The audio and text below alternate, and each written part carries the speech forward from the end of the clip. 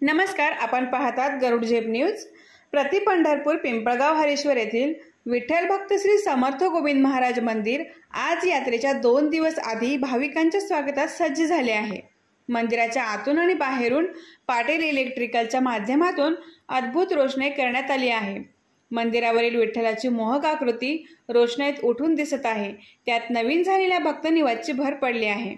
सोबतच यात्रेत मोठे मोठे विविध पाळणे आणि इतर यात्रेचे स्टॉल हजर झाले आहेत। गावातील ग्रामस्थांसह सर्व शासकीय यंत्रणेची तयारी पूर्ण झाली असून यात्रेला जास्तीत जास्त भाविकांनी येऊन सुरक्षित दर्शनाचा लाभ घ्यावा असे आवाहन करण्यात आले आहे।